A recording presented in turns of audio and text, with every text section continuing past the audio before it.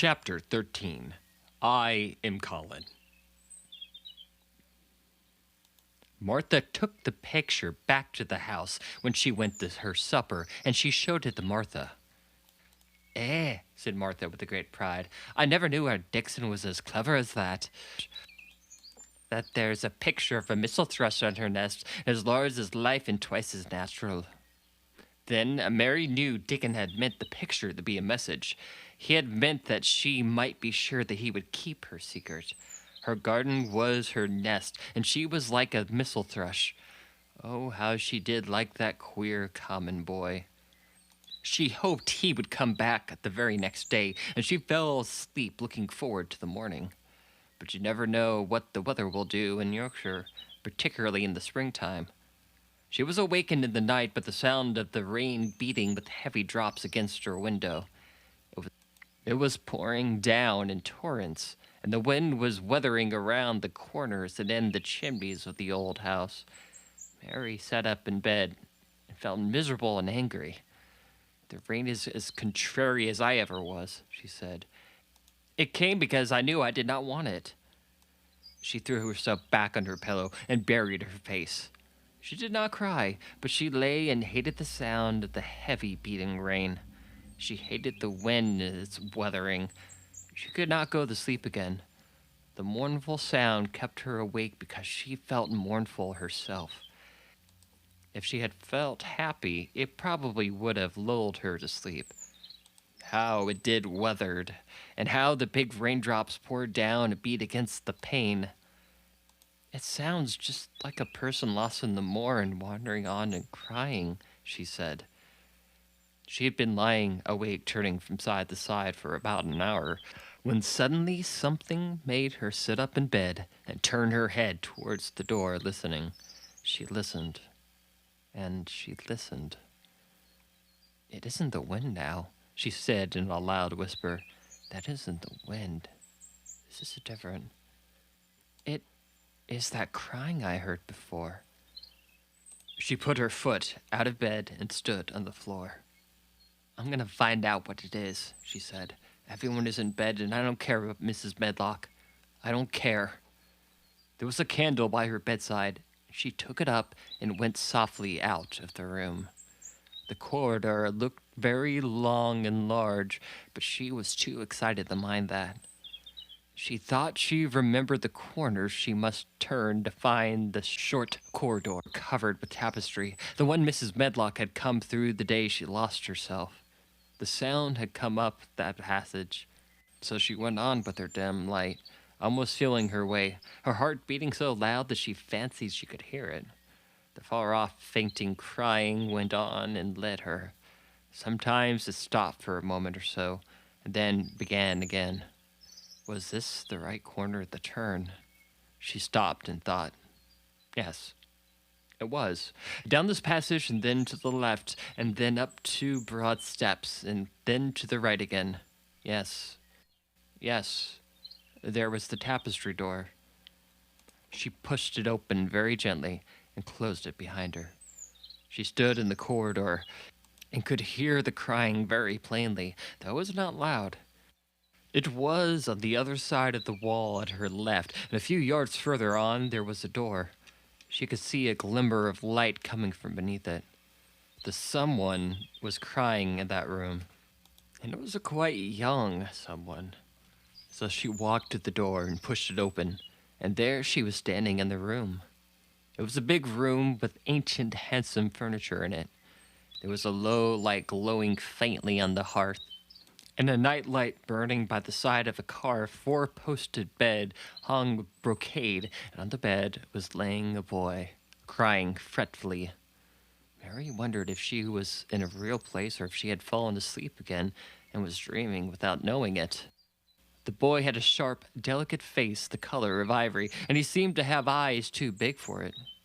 He also had a lot of hair which tumbled over his forehead, and heavy locks and made his thin face seem smaller. He looked like a boy who had been ill, but he was crying more as if he were tired and cross than if he were in pain. Mary stood near the door with a candle in her hand, holding her breath.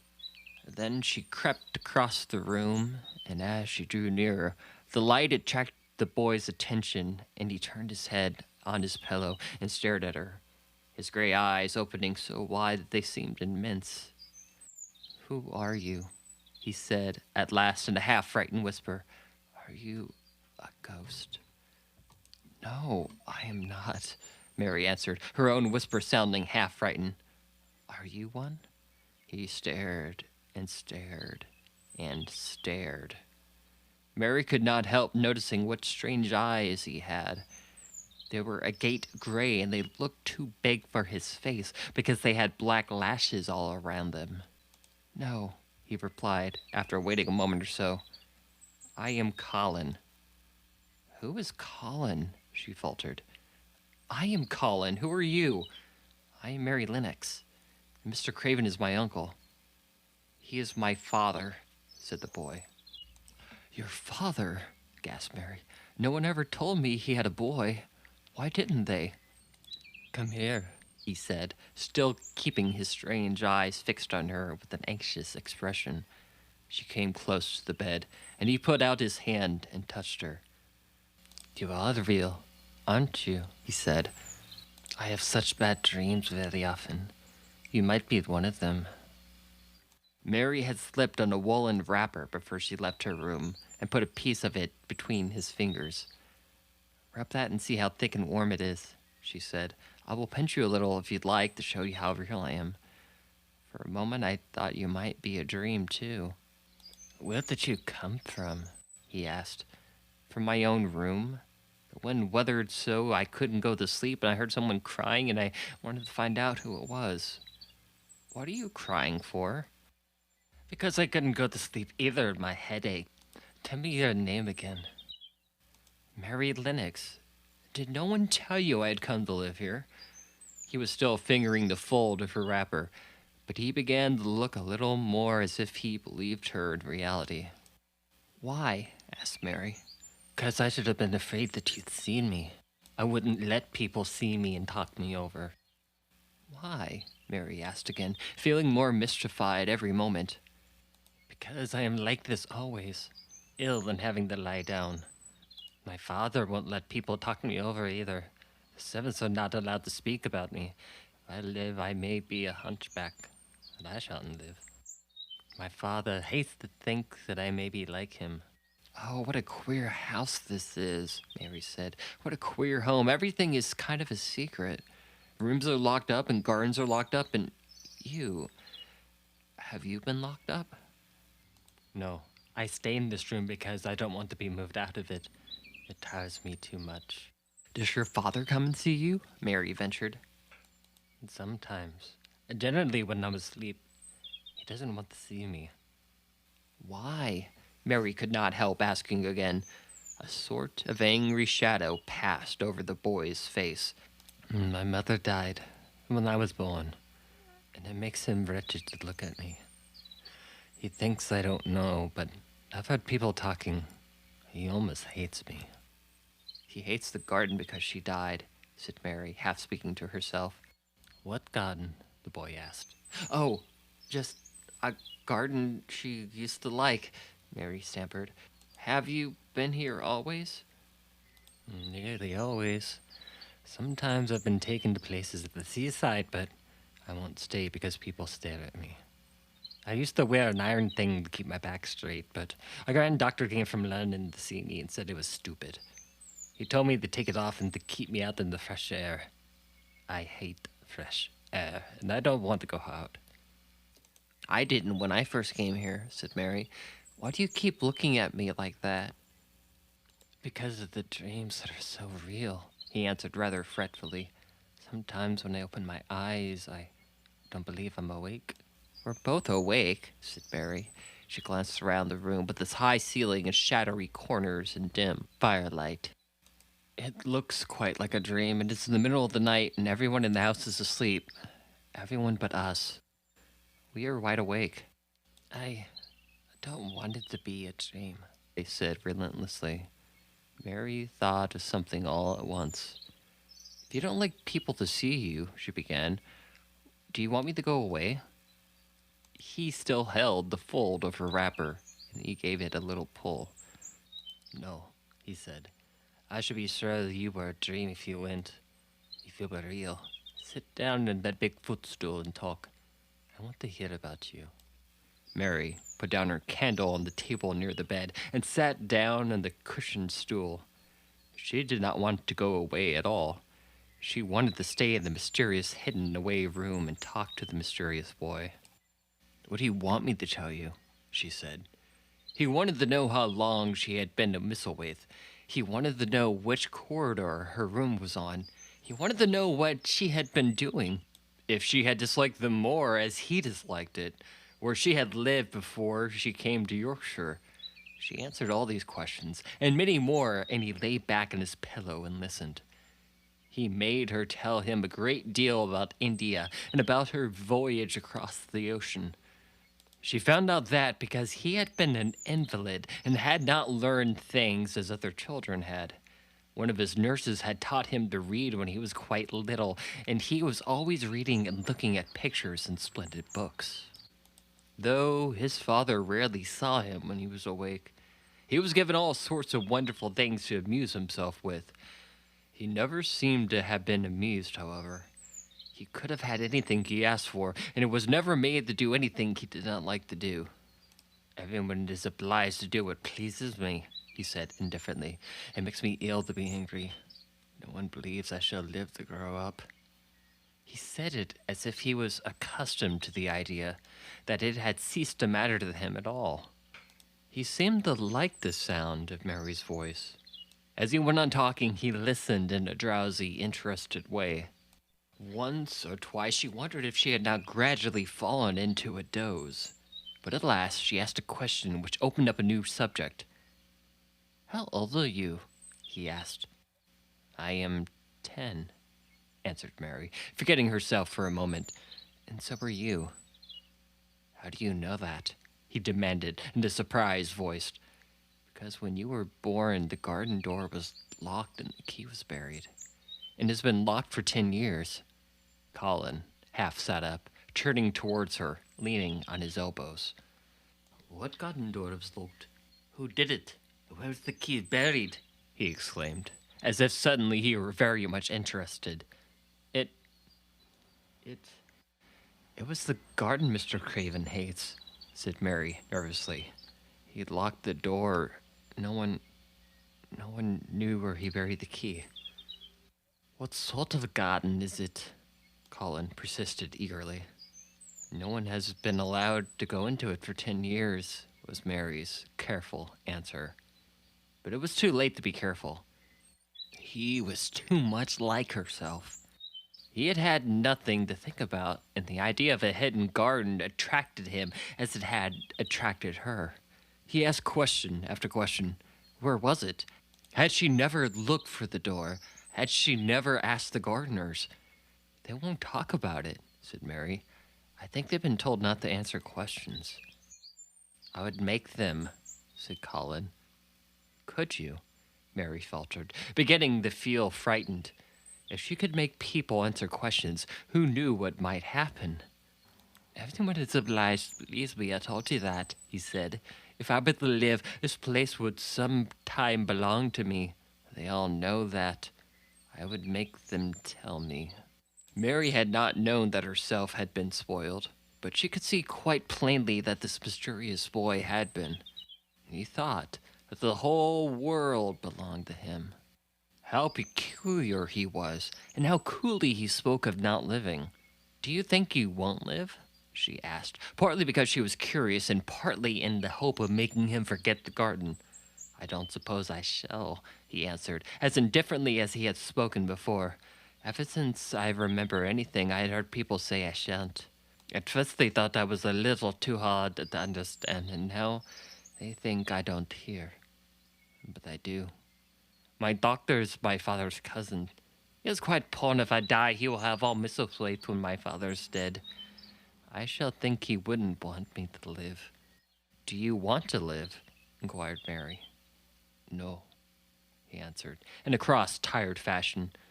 But I don't want to die.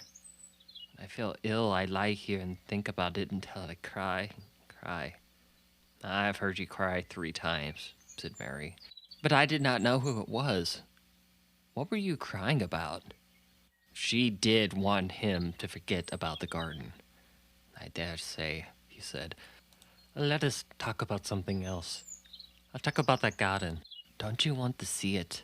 Yes, answered Mary in quite a low voice.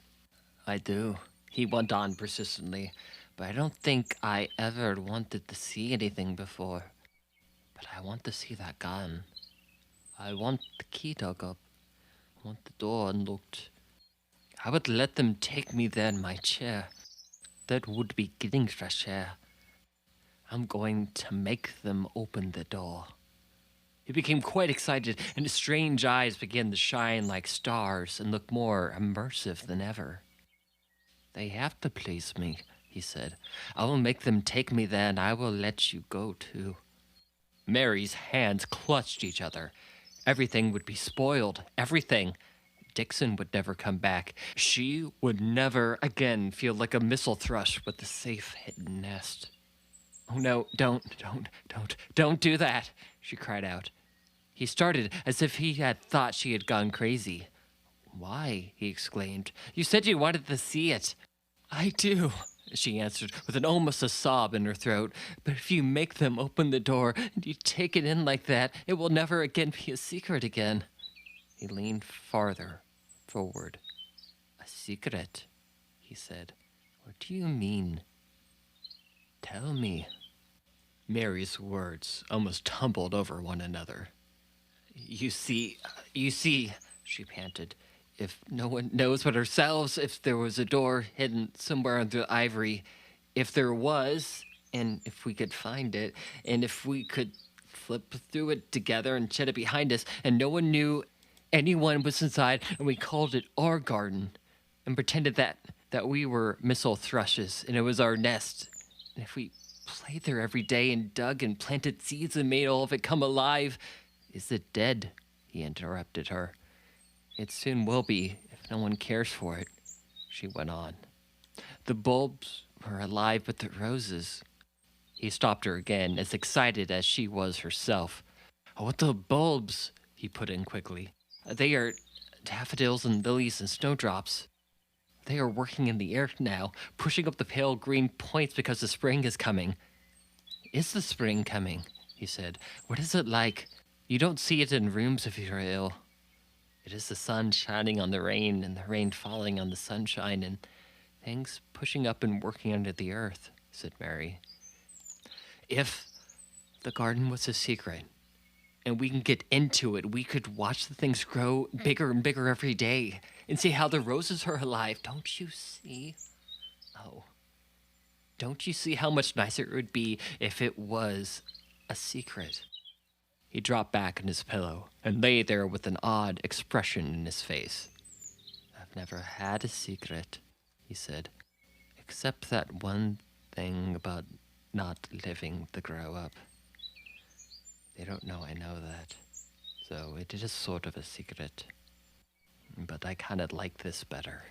If you won't make them take you to the garden, pleaded Mary, perhaps I feel almost sure I can find out how to get in sometime. And then, if the doctor wants you to go out in your chair, and if you can always do what you want to do, perhaps we might find some boy who would push you, and we could go alone, and it would always be a secret garden. I should like that, he said very slowly, his eyes looking dreamily. I should like that. I should not mind fresh air in a secret garden. Mary began to recover her breath, and to feel safer because the idea of keeping the secret seemed to please him. She felt almost sure that if she kept on talking and could make him see the garden in his mind as she had seen it, he would like it so much that he could not bear to think that anyone might tramp on it when they chose. I'll tell you what I think it would be if we can go into it, she said. It has been shut up so long things have grown into a triangle, perhaps.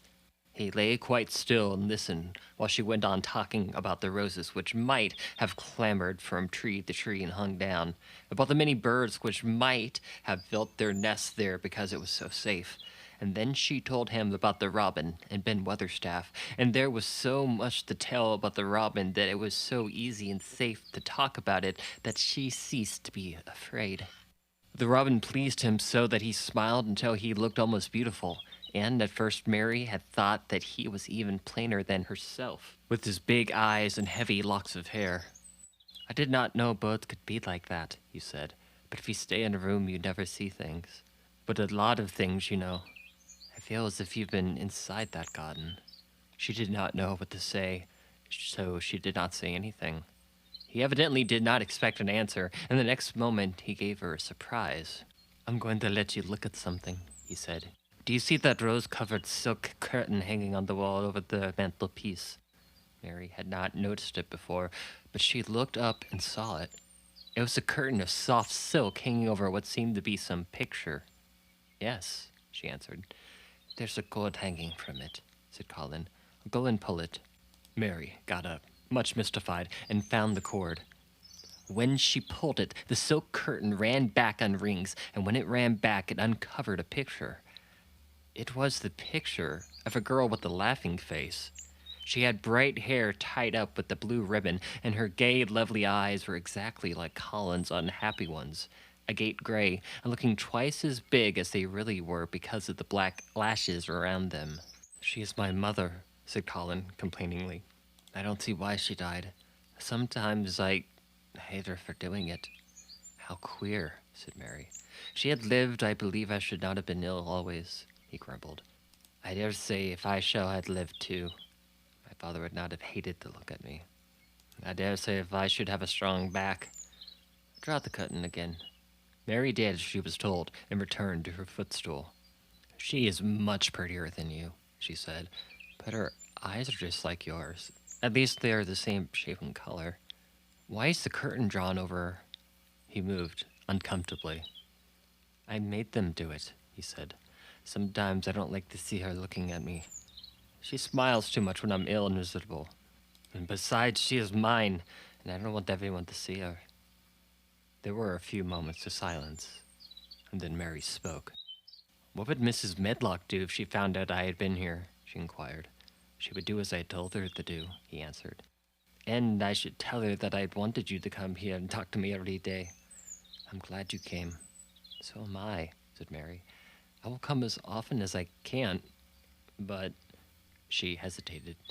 I shall have to look every day for the garden door. Yes, you must, said Colin.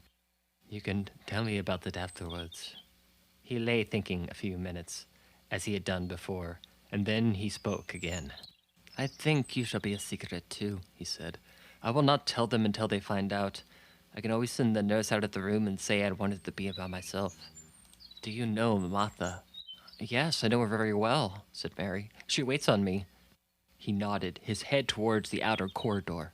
She is the one who is asleep in the other room. The nurse went away yesterday to stay all night with her sister, and she always makes Martha attend to me when she wants to go out. Martha shall tell you when to come here. Then Mary understood Martha's troubled look when she had asked questions about the crying. Martha knew about you all the time, she said. Yes, she often attends to me. The nurse likes to get away from me, and then Martha comes. I've been here a long time, said Mary. Shall I go away now? Your eyes look sleepy. I wish I could go to sleep before you leave me, he said rather shyly. Shut your eyes, said Mary, drawing her footstool closer, and I will do what my ayah used to do in India.